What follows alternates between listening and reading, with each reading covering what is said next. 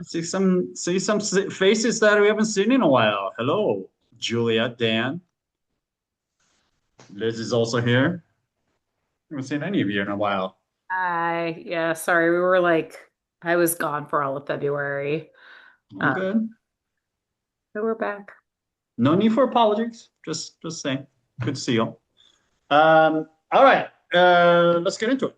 Welcome everyone. Welcome to the second week. Yeah, that's right. Second tasting of the Loire supporting actors box. We're tasting this. Yeah, right?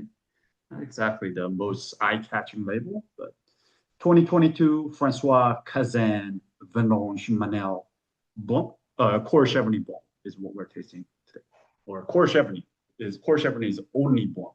You can never, if you ever find a red Cour-Cheverny, then you know it is something had gone wrong. It's not supposed to. Cour-Cheverny is white only appellation. We'll get into it in a second. Just a few announcements before we get into the wine.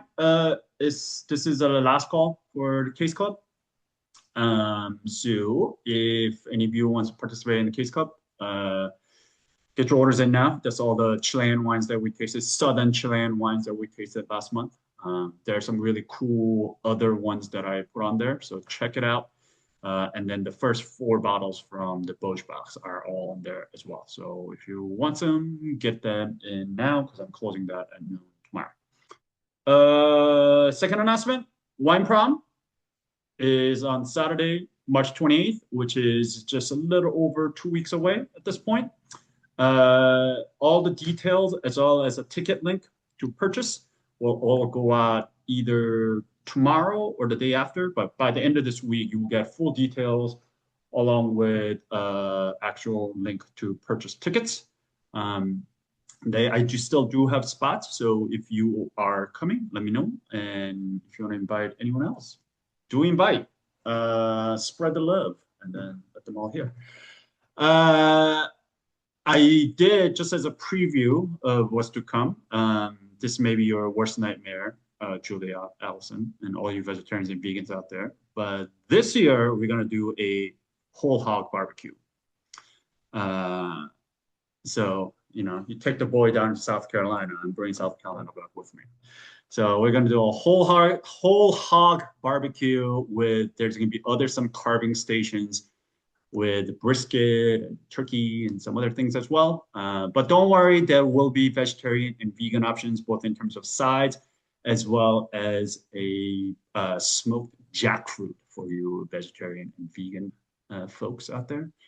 Um, but yeah, it's going to be a very carnivorous event this year. So get ready. It's going to be good. It's going to be delicious. It's going to be fun. Where are you doing it again?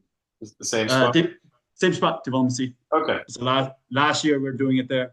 So Right. literally their lease ends 2 days after our wine prom. So we're Roasting a hog in there is a good way to just give them a good fuck. exactly.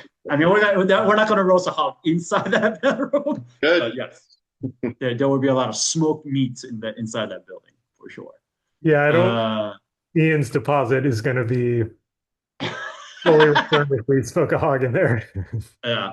I mean, Ian's been warned and he's on board. He's like, dude, let's fucking part it up like it's Vegas, you know? So it's our last hurrah in that building. So I was like, all right, don't be careful what you wish for.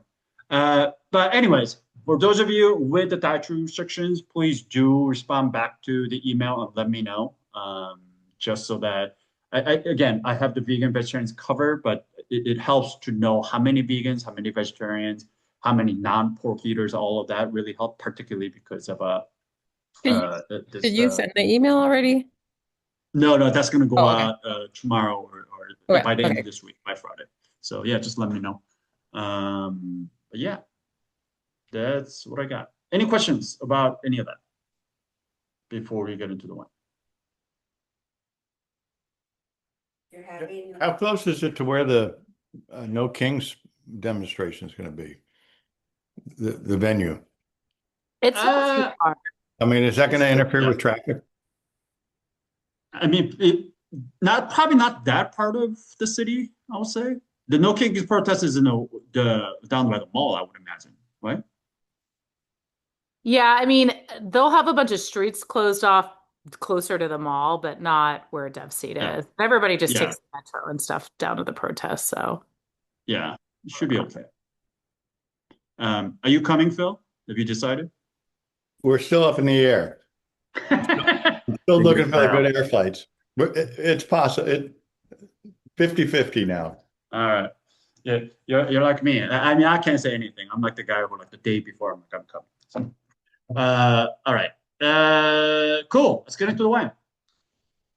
Here we go. In case you're just joining us now, we're tasting this guy, 2022 Francois Cazin Vendanges Manelles Cour-Cheverny is what we're tasting today.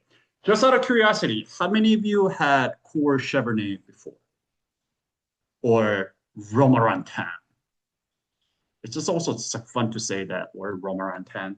It just sounds like a fucking, I don't know, just like a revving up a motorcycle, like a Romarantin. Yes, I've had it, been there, all the chateaus around there, super cute. Unfortunately, Yep. I drank this wine on Saturday by accident, All right, cool. and it was Excellent. delicious. So you're in for a treat. Excellent. Um, anyone else besides Dave, who is actually a part-time French resident now? Yeah, I figure because it is a very, very rare thing that we're drinking today. So let's start with the map.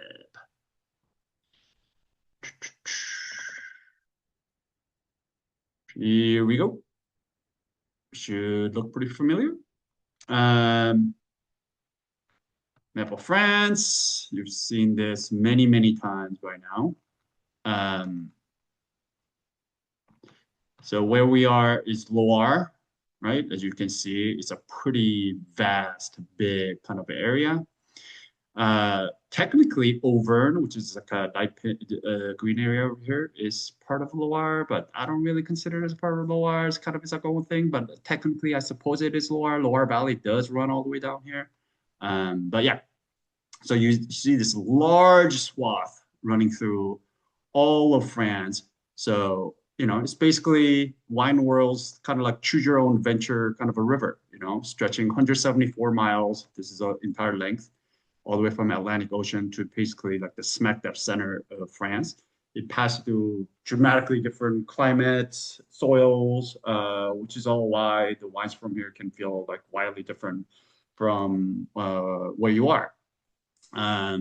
Of course, the soil type changes quite a bit. Limestone, clay, silica, sand, tuffo. I mean, you find granite, volcanic soil as well. It all kind of depends on where you are. So it's really, there's something for everyone in Loire. And that's always been why Loire is one of my favorite regions, not only in France, but all in the world. And then somebody always asks, if somebody asks me, what would be the region that, only one region that I had to pick, that I would drink the wine from there for the rest of my life, I would undoubtedly pick Loire, just because there's so many different styles, anything from dry, bone dry, to lusciously sweet, to sparkling, still, full body, light body, red, white, rosé, cold ferment, orange. I mean, you name it. The number of different varieties and all of that grows here. Climatically speaking, we talked about this last week as well. As you can imagine, it changes quite a bit, especially going from the left here, which is the Nantes region, which is where we were last week. This is where Muscadet is. Being so close to the Atlantic Ocean, you see largely maritime influence here, much more moderate. But as you go east, it gradually becomes more and more continental. So by the time you get to the Central Department, which is where Sancerre is, and then going down into Auvergne that I was talking about here, we're talking about very, very continental. So, very bitterly cold in the wintertime, but very, very hot in the summertime as well. The viticulture here, history stretches back more than 2,000 years, just like the rest of the Western Europe. We're talking about the Romans who came here, planted all these vineyards along the Loire River, and a lot of it just because it ran so long, right? I mean, you see this river running all the way through basically pretty much all of France. This played a huge kind of major important wine trade route to get the wines from the center of the country out into the Atlantic Ocean, to get it out of the country. So yeah, and all the tributary rivers that came through. This played a huge role in wine trade. That's part of the reason why not only all the different soil types and different climates and different geology and geography, topography, and all of that. On top of that, just the fact that this river it was built around this river played a huge role in the development of this region. But where we are today, last week we're in Bainantai, right, in the Muscadet region. But where we are today is in Touraine, and right here. And for those of you who may not be familiar with the Touraine, but you're probably, if you're familiar with Loire, you're probably definitely familiar with names like Chinon, which is where very well known for their Cabernet Franc and Chenin Blanc derived wines. Bourgogne as well, Saint Nicolas de Bourgogne as well. Vouvray is another pretty well-known appellation within Touraine. So those places are all right here as well. But within here, where we are is right here, kind of the eastern end of the Touraine, Cheverny and Cour-Cheverny. So this is where just south of, there's a town called Gouais, right here. I actually stayed there last time I was in Loire, only time I was in Loire. It's just south of that town.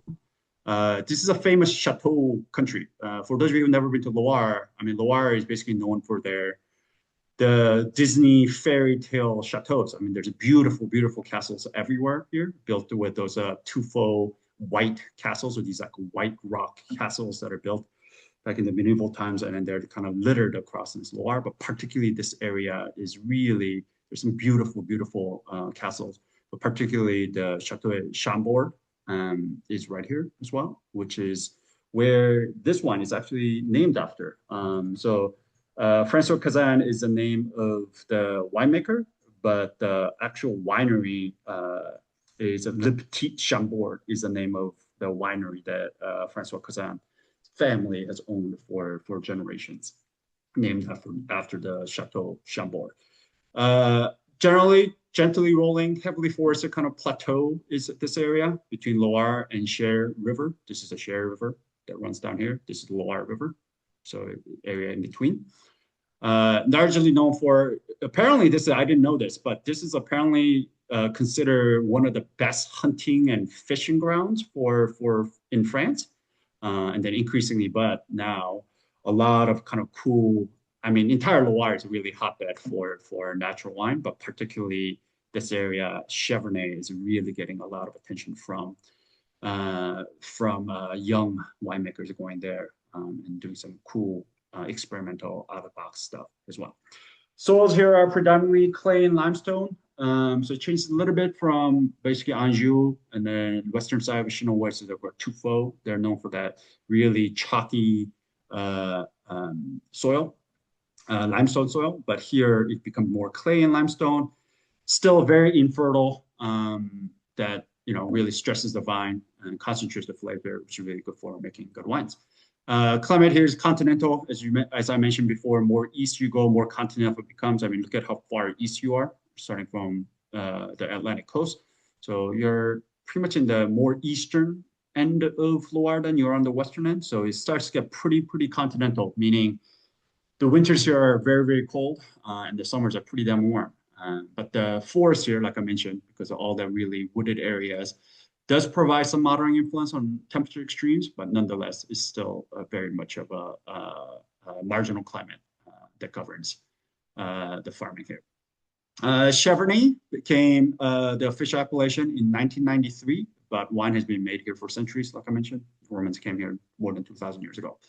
So within Cheverny, it doesn't mention it, it doesn't show here, there's a tiny little part called Cour-Cheverny. So Cour-Cheverny, which is what we're drinking today, is a tiny singular appellation within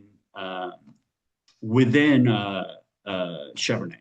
So Cheverny, you find white wine, red wine, you find rosé, Chenin Blanc, Sauvignon Blanc, Côte, which is a Malbec, Pinot Noir, Gamay. I mean, you find it all here in Cheverny. But in Cour-Cheverny, which is a tiny little portion inside of it, it's only about like 65 hectares, 65 to 70 hectares. It's a singular appellation within the broader Cheverny zone. It's claim to fame, and this is the only appellation in entire France that's dedicated exclusively to one grape variety, one extremely rare grape variety called Romarantin. That's put in the spelling in the chat box just so that you know how it's spelled. Romarantin.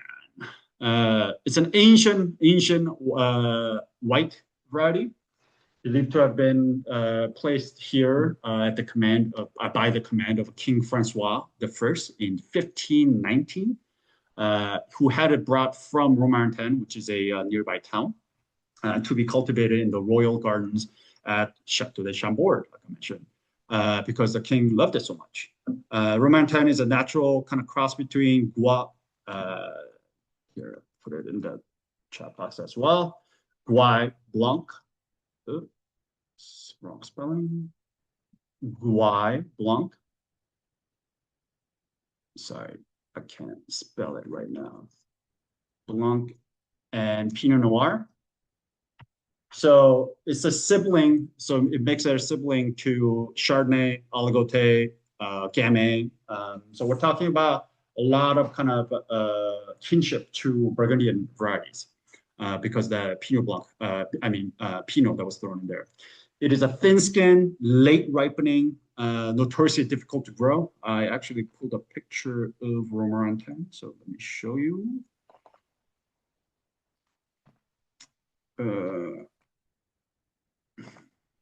This is what Romarantin looks like.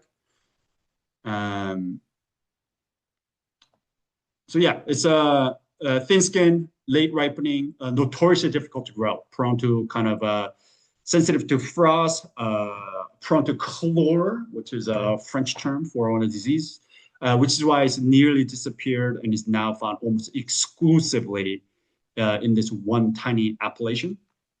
Today, only about 65 hectares of Romarantin exists in the world. Nearly all of it is planted right here in Cour-Cheverny. So anytime you get Romarantin outside of France, outside of Cour-Cheverny, it is even rarer than I've never heard of Romarantin outside of not only France, but outside of Cour-Cheverny, which makes it one of the smallest appellations in all of France, which makes it one of the rarest wines in all of France. Romarantin wines, if you've never had it, and there's a lot of hallmark signs here, even though it is a little bit different from some of the past examples that I've had. But what they're known for is that naturally it has a really intense high acidity, but it has a note of like kind of citrus, white flowers, honey. But what I find fascinating about Romarantin is there's this textural kind of a thing that happens here. It's also a very oxidative grape. It's very easy to get for it to oxidize, especially during winemaking. But it has this kind of distinctive waxy, kind of like a linoleum kind of like texture. It's almost like oily when you taste it, which I really like. And then it's also kind of a blank canvas for a lot of minerality to kind of show through.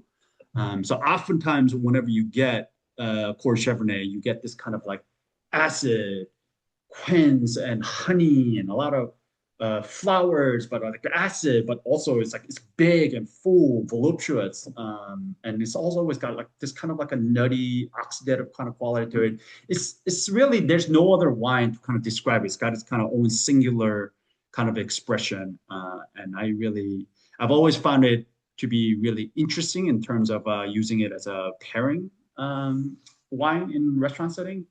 One, if I can get it, because it's really hard to get because it's very so little is made. Again, there are only 65 hectares in the entire world. Not to mention, I mean, there are wineries that even on our wine club, the producers are featured that own more than 65 hectares of vineyards. So we're talking about entire appellation that is 65 hectares, which is very small. So whenever I can get it, I usually keep it as a kind of a, in my back pocket as a kind of a secret weapon, just because it has that the waxy kind of a phenolic body and texture to it. It can match up to much bigger food, even as a white wine. So oftentimes when there's a crowd that is getting a lot of different kinds of food, but particularly heavier foods, but they want white and something lighter. This is kind of my secret weapon that I've used in the past to kind of to work with many different styles of food. But yeah, super cool stuff. Here's actually a picture of an actual Romarantin vine. This is 100-year-old Romarantin vines from Cazin, Francois Cazin's vineyard. So he has he has more than 2 vineyards, but 2 different plots at least, planted to Romarantin of different ages. This is the older one, this is the 100-age ones, and he has another one that's about 75 years old at this point. So we're talking about pretty old vine, very cool, very rare stuff that we're talking about. Just looks cool. All right. I found some other I learned some new factoids about Romarantin today while I was doing some research. But apparently this red thing in the stalk is a telltale sign of Romarantin. Apparently the canes on Romarantin is red. So yeah, there's that. I learned that. And then those red parts are apparently really, really brittle and are really easy to be damaged by kind of wind or any kind of like a force knocking it over. So apparently Francois Cazin has changed the trellising lines from wires and barbed wires to these linoleum lines, which are much more flexible. So it gives a little more flex so it doesn't break easily. Again, probably useless in many extents, but I learned it today. Anyways, let's talk about the man himself, the Francois Cazin. So this is him. Looks very serious in this picture.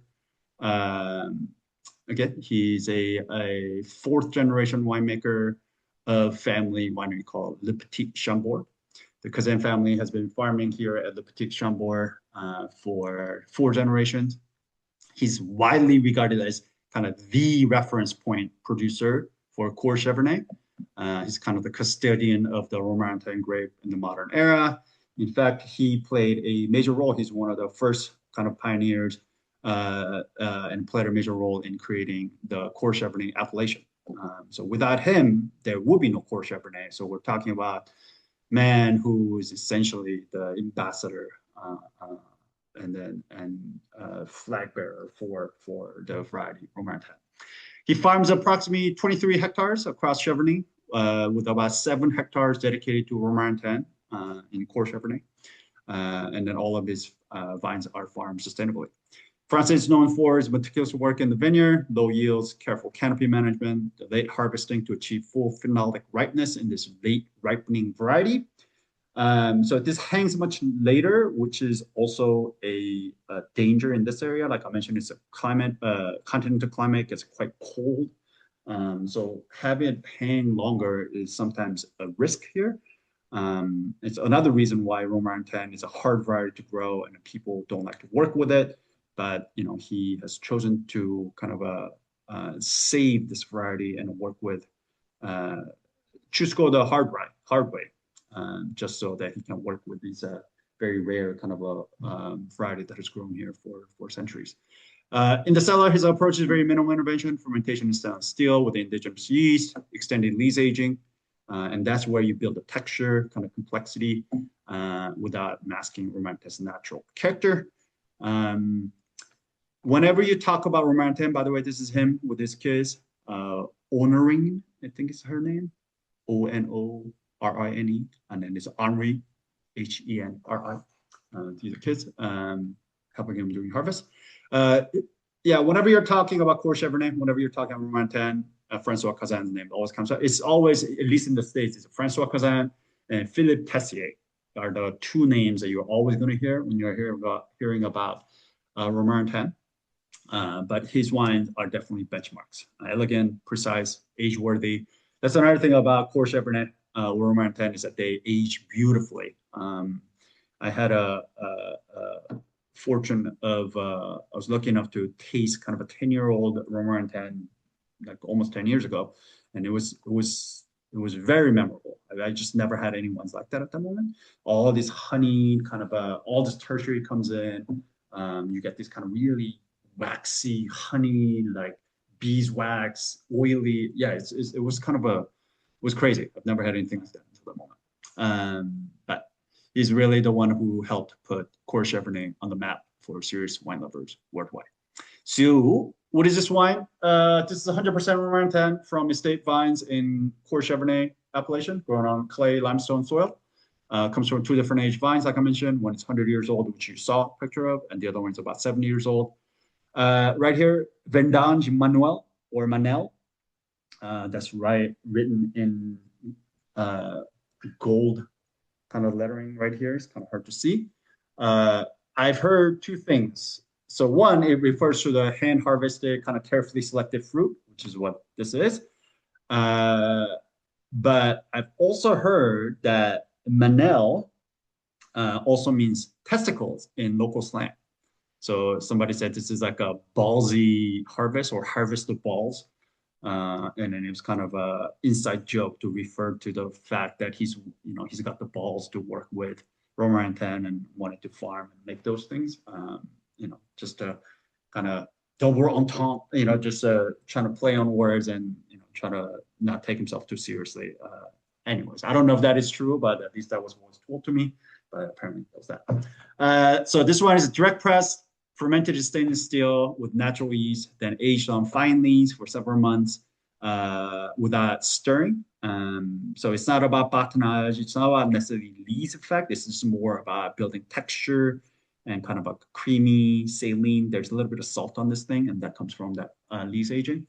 And then there are 2 things that are a little bit different here. So there's not much SO2 added here. I don't know the exact percentage here, but it is added at usually, when we're talking about sulfites added, we're talking about adding just before bottling. But this time it is actually added throughout the winemaking. So it's added right after the wine is fermented, and then it goes into, before it goes into the aging, the lees stirring, and then it comes out right before bottling. So it is, the SO2 is used in kind of a different stages along, or as soon as it's pressed, it also gets some sulfites. And a lot of it is, I presume, like I mentioned earlier, Romarantin is notoriously hard or easy to oxidize during winemaking. So just to kind of protect it from some oxygen exposure, all of that, he's probably being careful in throwing some sulfites on there. Again, I don't know the exact amount of how much was added. I couldn't find that information out, but it's still well below the legal limit, but it does get some sulfites along different points in winemaking, which is something different than what we normally get. This does get a little bit of a light filtration, but no fining, and that's what we have here. Any questions about the wine or grape variety or Chevrolet, Loire, anything before we get to tasting it? Sorry, I just want to confirm. You said that this variety, the word we can't say, Romarantin. Romarantin, is only grown on 65 hectares in the world? Hectares. Well, Cour-Cheverny is 65 hectares. There are some grown in here, but most of it, like I would say 98% of it is probably grown in that 65 hectares. Have they not tried to grow it elsewhere? Does it not take, like, is it just because it's unknown, or is it just? I mean, I'm sure there's somebody out there who's trying to. No, it's like, let me take it to exactly. or whatever. Yeah, some new world person. I'm like, fuck it, I'm gonna try to grow Romarantin, and they're probably like, oh shit, this is really hard to grow. So it is especially hard to grow. Yeah. It is very hard to grow. So even within Loire, the Romarantin, nobody wants to work with it because it's like it's just very hard to grow. So why do it? It's just kind of a attachment to history, attachment to carrying down the tradition and all of that. Yeah, it's not something you do to make money on. Let's put it that way. Thanks.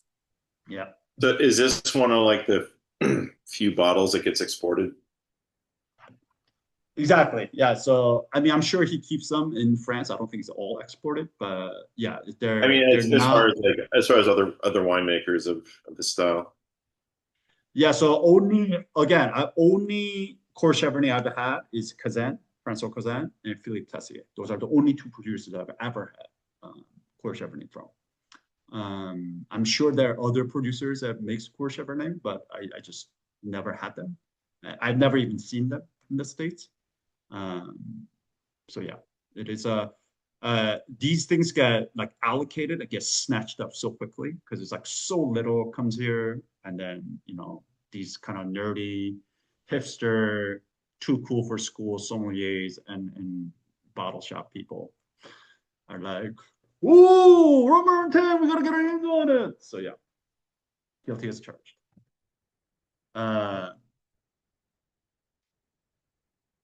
Any other questions?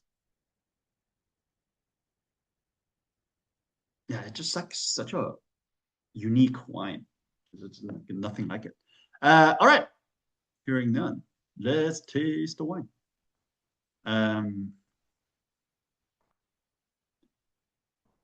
Who wants to take the appearance?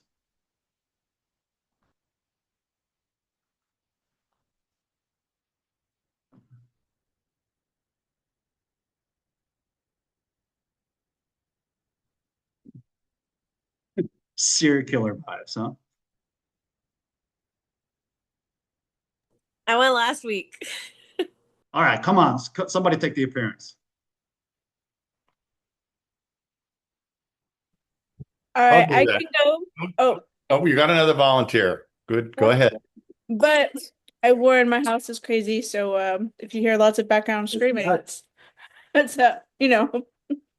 I told Sarah, I was like, we're fighting for our lives. I gotta turn my camera off. Brian and I are outnumbered. All right, so for me, this is clear. This wine is clear. For me, the intensity is, I would probably say like medium because it's or medium pale maybe. Yeah, there's some color to it, right? Yes. Yeah, I thought it it's was like, medium, but then I held it up in front of the camera and I was like, oh, I can't really see anything. I can see everything through it. yeah.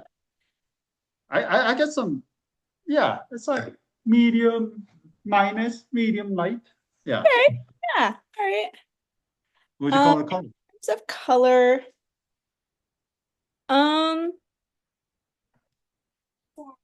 probably I don't know, maybe more lemon gold.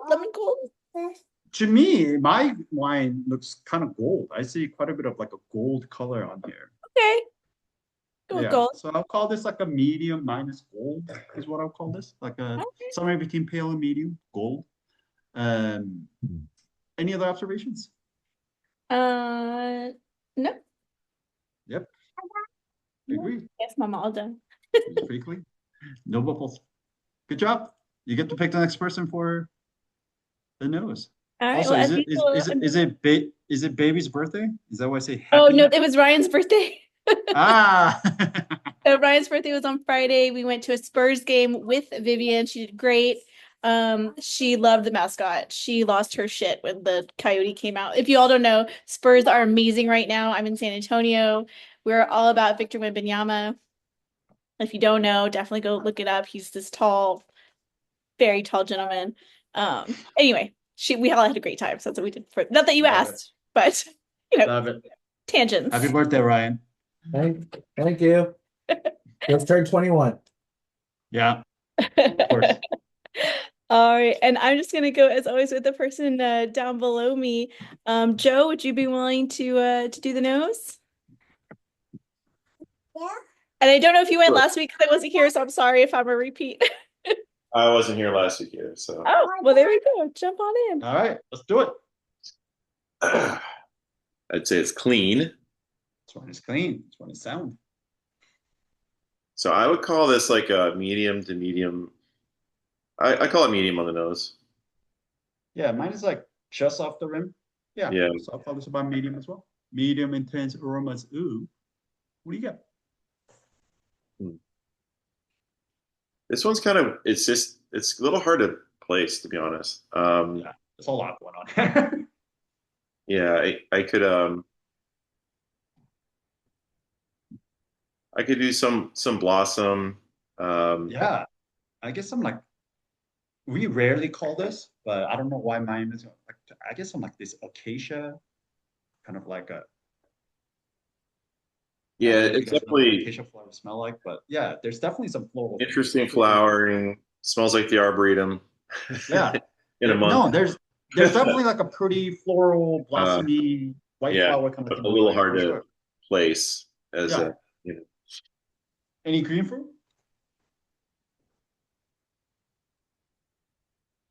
Not a whole lot to me. Um, Yeah, I get a little bit this like quince. Again, I know nobody knows what quince smells like. Everybody's always like, what the fuck is a quince? yeah, I don't know what a quince is.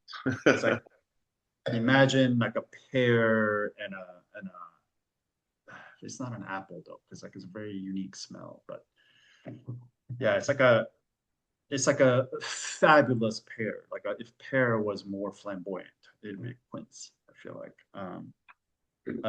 But yeah, I guess some of that like a quince, especially like a skin of quince here for sure. Citrus? Yeah, I could do like some lemon pith kind of. Yeah, for sure. Exactly. I love that you specifically call that pith. Like I agree with you. Like there's definitely like pithy, that like white. This is kind of a savory. You know, this is like a little more. This is a savory. It's got a savory to it. Yeah. Peach, Stone fruit? apricot, nectar. You know, a touch of stone fruit. I couldn't really. Yeah. ID something. Agreed. I could be convinced of like apricot maybe here, but I do get a little touch of stone fruit, maybe touch of like the stone of the stone fruit as well.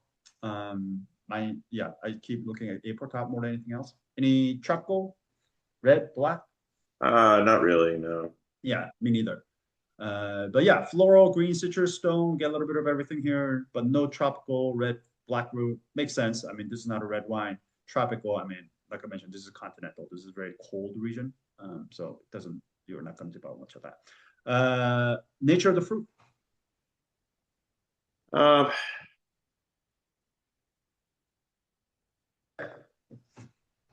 So which one are you on? Sorry. Nature of the fruit, character of the fruit. Is it kind of dried? Is it ripe, underripe, cooked?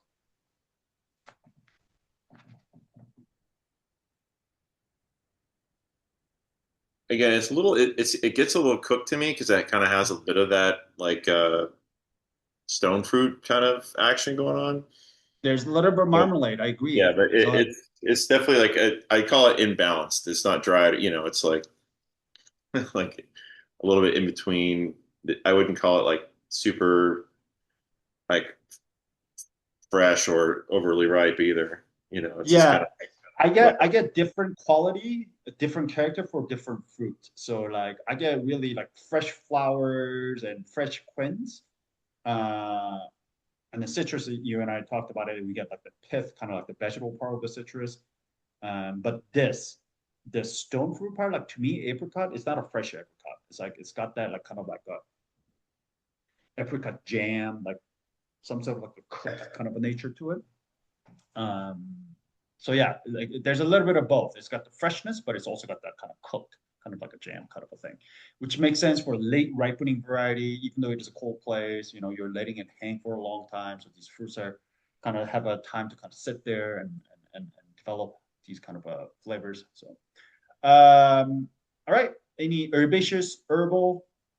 No. Just kind of, yeah, me neither. All that. Yep, something like that. Any spice? Any minerality? I would call some sort of like there's a bit of like a bit of white pepper. Yeah. Like a little like a touch. Okay. Like a little flint.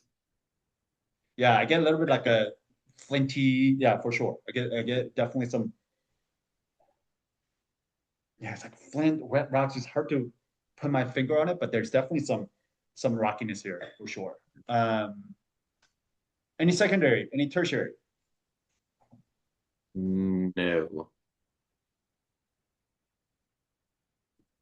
There's to me, and this is not coming from a tertiary thing. This has nothing to do with the aging because this wine is 22, it's quite young. But like you know how honey has some of that smell? Like, there's certain honey kind of like to me, Romarantin always has this like honey beeswax kind of like if you ever walked into a like honey store, like to me it's got all of that vibe. And then it's like, or like one of those like homemade candle stores. Yeah, exactly. It's got So that kind of got that kind of vibe. But yeah, cool, excellent. But again, this is like one of these wines that's just like changed dramatically since I opened it. So even since we started talking, I'm getting a little different touch. Cool. So. Yeah, I usually, again, this goes back to the oxidation. So Romarantin oxidizes quite easily. So yeah, it is going to change quite a bit through with the exposure to oxygen, but it also means it can. I don't know how this is going to behave. I haven't tried drinking this over a few days, but there is a chance that this could also turn quite quickly. As of right now, I don't see any sign of oxidizing too fast, but yeah, you're totally right. Even just when I opened until now, yeah, it's a kind of a different wine right now. Cool. You get to pick the next person for the palette. Because I just saw them like a couple hours ago, I'll call on Julia. Busted. All right. You make me pour more wine.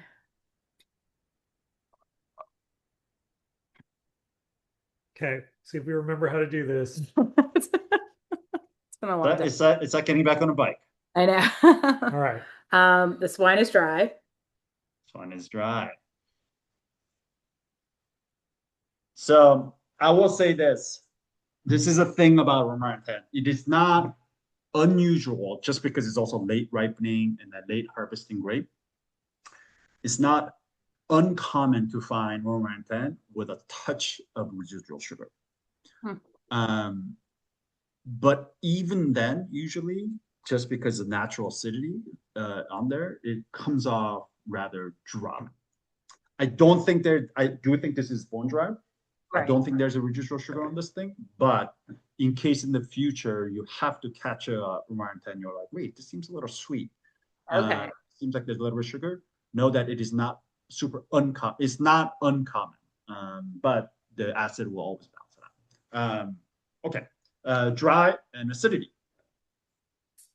It's pretty. Yeah, it's at least medium, maybe medium plus. Yeah, I would say medium plus. Yeah. It's one of those just because there's so much like what is happening with my camera? Just because there's so much like body and so much fruit going on. Yeah. And I think there may be a little bit of sugar on him, not like a super high, but all of that, like it's really hard. It's one of those wines where like the acid is kind of like is hiding in there. You got to kind of sit there and really try to feel it out. I feel it pulling in the back. I wouldn't go all the way like it's squarely medium plus. It's like low in the medium plus, high in the medium. But immediately when you like certain wines, you take a sip and you're like, holy shit, the acid, right? Like this is not one of those wines. But if you sit there and like really watch for acid, like you creep up on it. Yeah, that makes sense because I'm like sort of sensing acidity by inference. It's like a lot less obvious than drink, especially a lot of whites that we drink. No tan. No tannin, alcohol. I mean, I don't know. It's like a little boozy. Yeah, it's got a little heat. I don't know, 13.5 maybe. Yeah, I mean, it's like medium to like the high end of medium or medium. Yeah. Like, yeah. Is it? Yeah, I would, 13.5. It says 14 in the bottle. Oh. So yeah. So that would put us in the kind of a lower end of medium plus. So yeah, medium plus alcohol, some heat. It doesn't feel all that high. It doesn't feel like 14 to me. I mean, it is hotter than. It's because of the body, right? That it exactly. It doesn't. You don't taste it.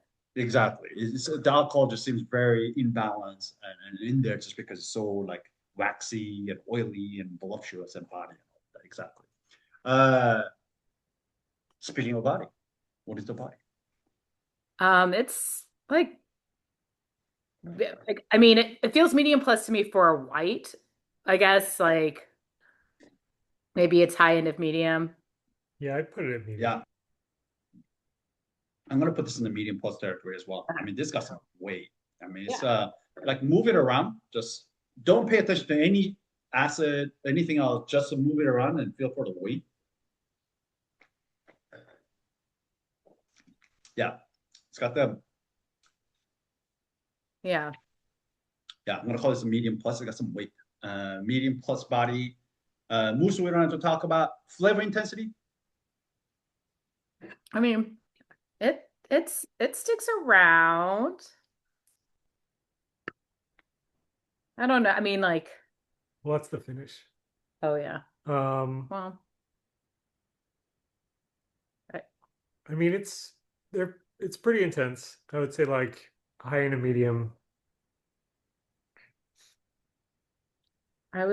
Yeah. Yeah.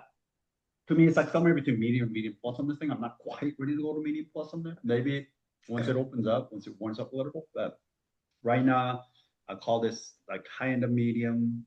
I'm gonna end up a medium on this thing right now, just like on the nose. It does seem a little more expressive on the palate than it is on the nose. But I'm not quite ready to go to medium plus on this thing yet, at least with what I have in my box. All right, do you confirm everything that Joe called out? Is there anything else that you get?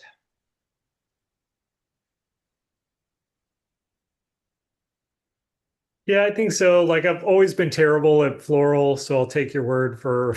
I mean, I think that. it's a little more floral. Yeah, more floral on the nose. Yeah. I mean, everything is, But still, like I don't know what flowers. I do think I get a lot of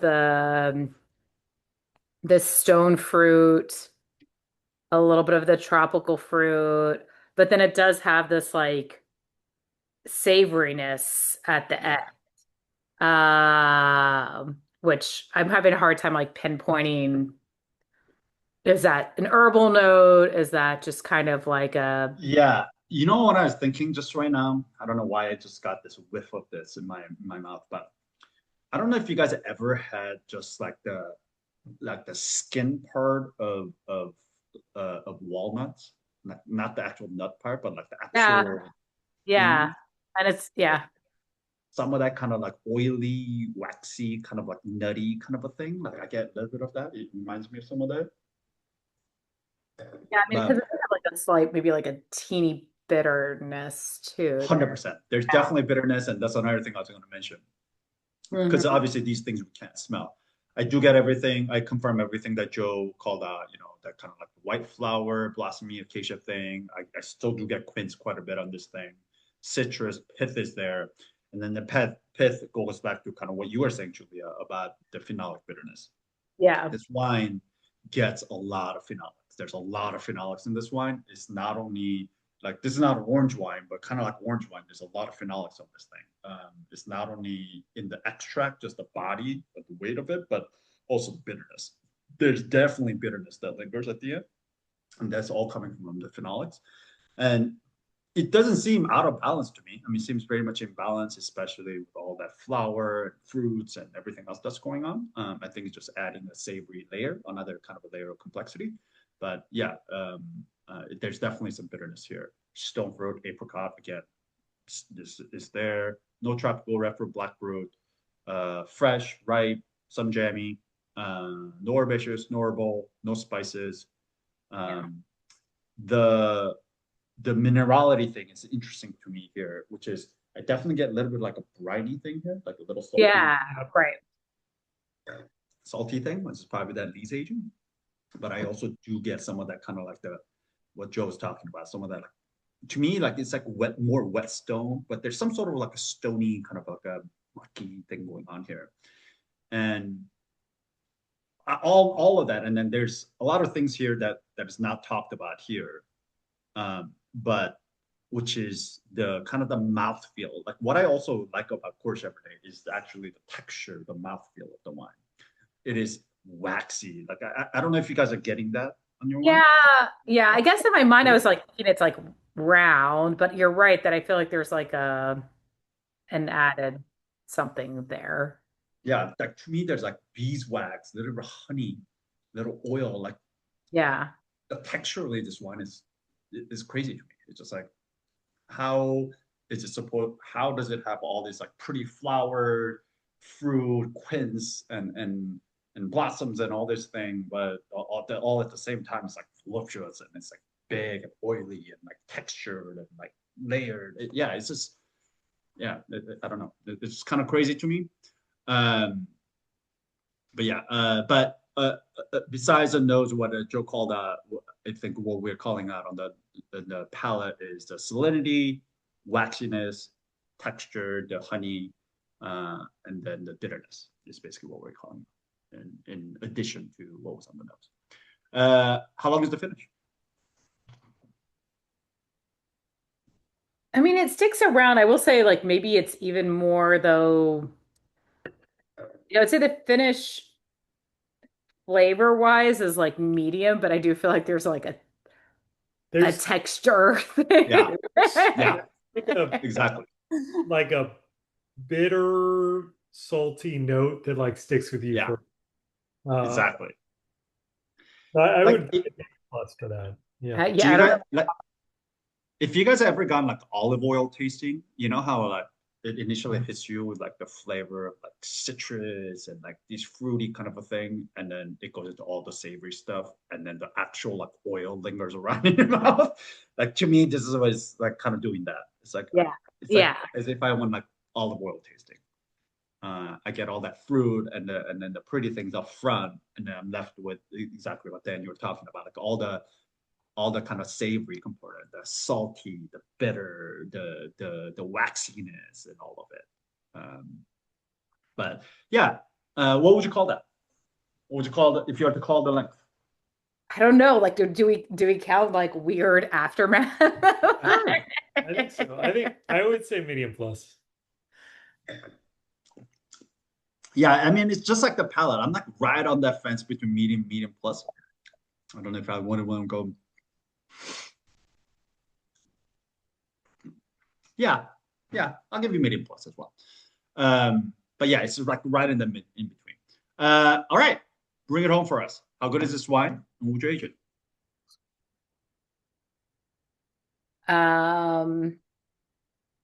So we said,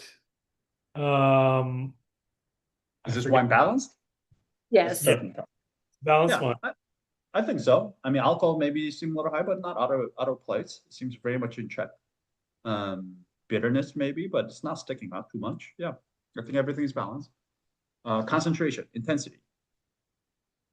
Yeah, so we said medium on the nose, and then you call medium plus-ish on somewhere between medium plus. So we're landing somewhere between medium plus. And then complexity. So it's all primary, but there's a lot going on. Right. Yeah. Whole lot of things going on there, all primary, but the solidly medium, maybe high end of medium, low end of medium plus then.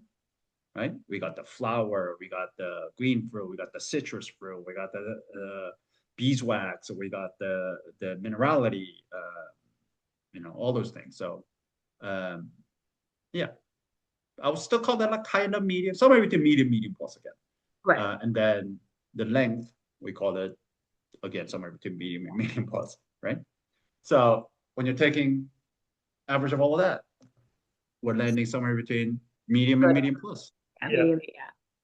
So being a generous taster that we are, we're gonna call this very good. But if you call this good, I think it's a perfectly reasonable.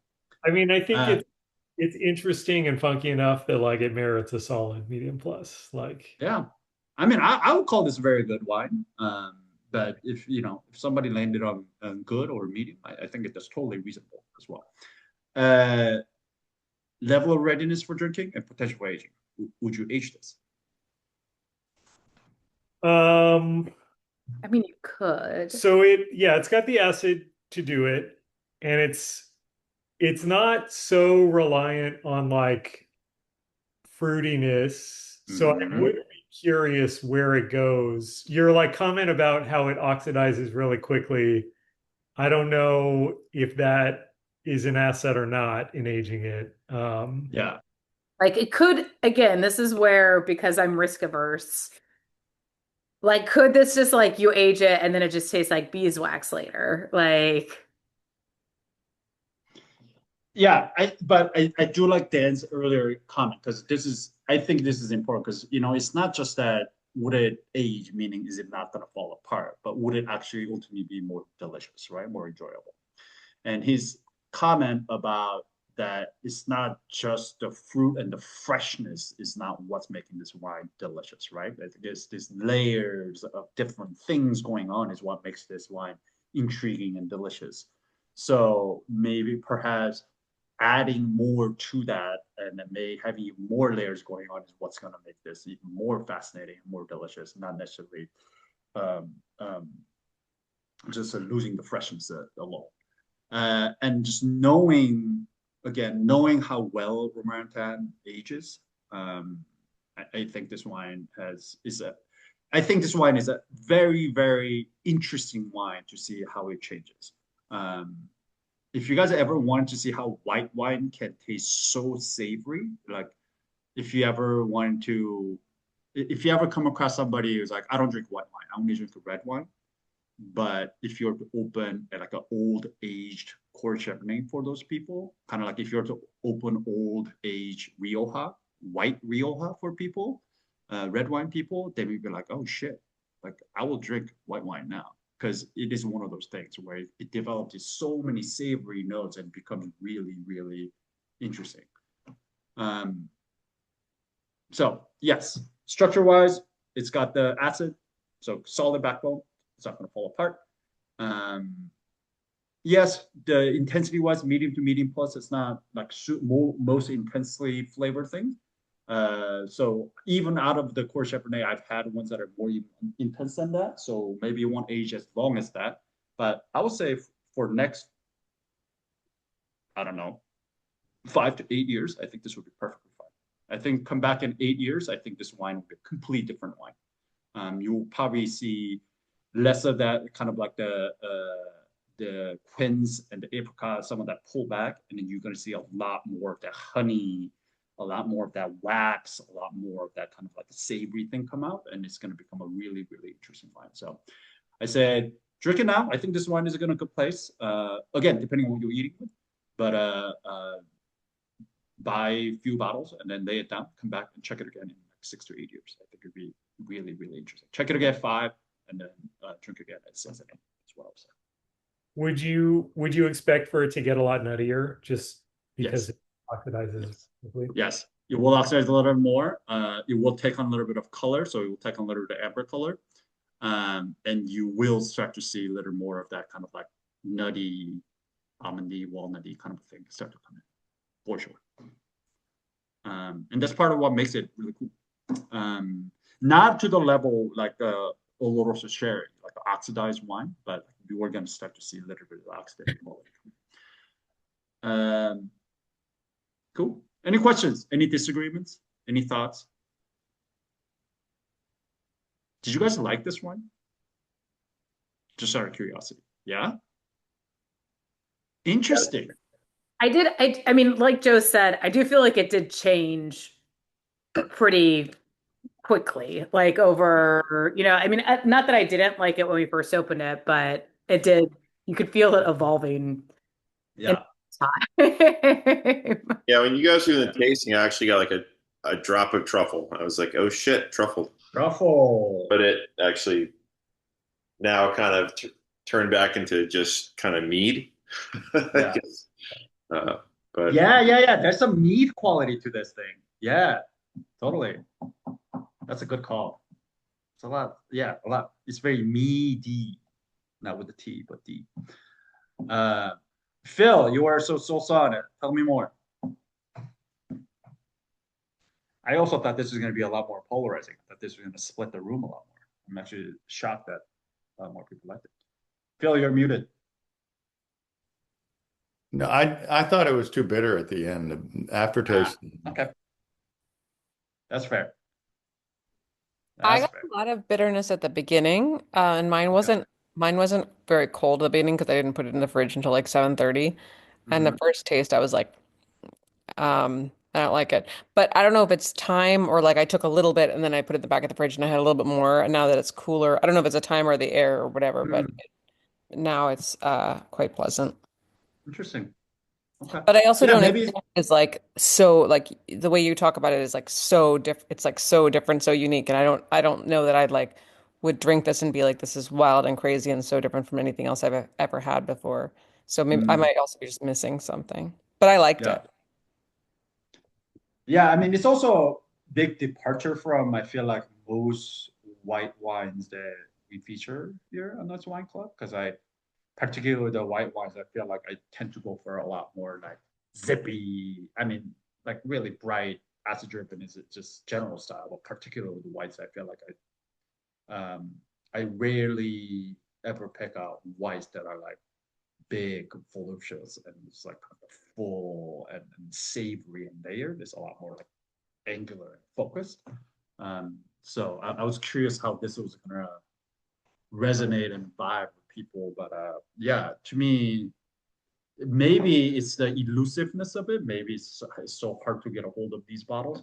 That's what makes it attracts me to it. But yeah, I've always been so attracted to these bottles. It's just that I don't know. It's just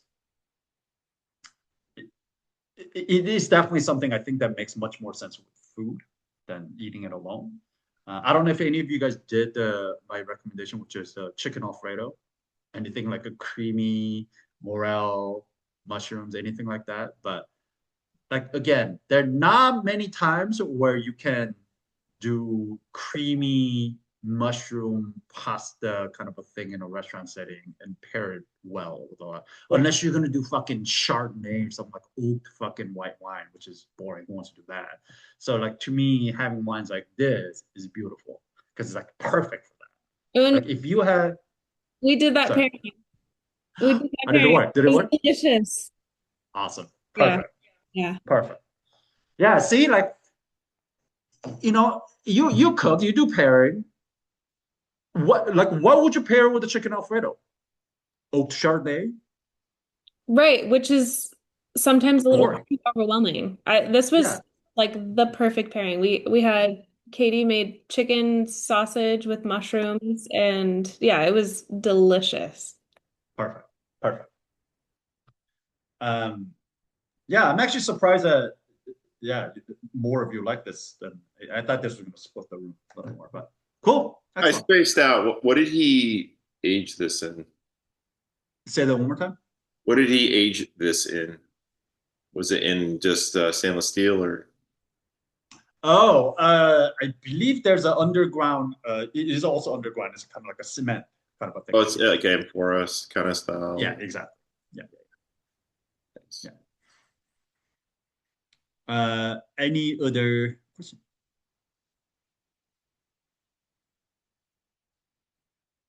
Cool. I also really do think Cour-Cheverny is one of those things that's so much cooler aged and younger. I don't often say that. Um, I'm one of those fewer people that I actually prefer my wines younger than older. Don't get me wrong, I appreciate older wine, but as far as drinking it, like I just get more joy out of drinking younger ones because I like the freshness. But Cour-Cheverny is one of those things where I think it is so much more uh, compelling, striking when it's older than it is younger. Cool. Let's play everybody's favorite game. How much do you think this wine is on a retail shelf? How much would you be happy paying for this on a retail shelf?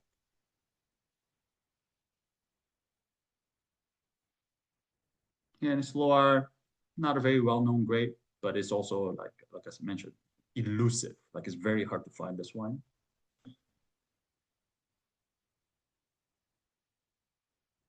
Hmm.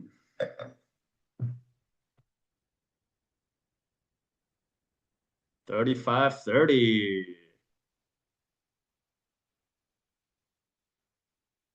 25-30.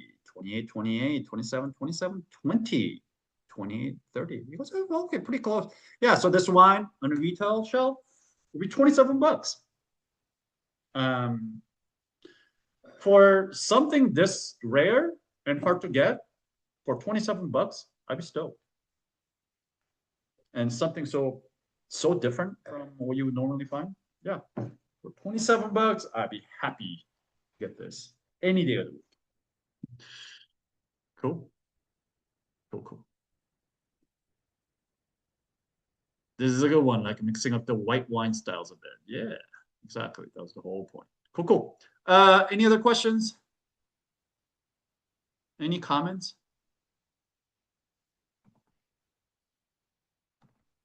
Cool. All right. Well, hearing none, I'm going to turn off the recording.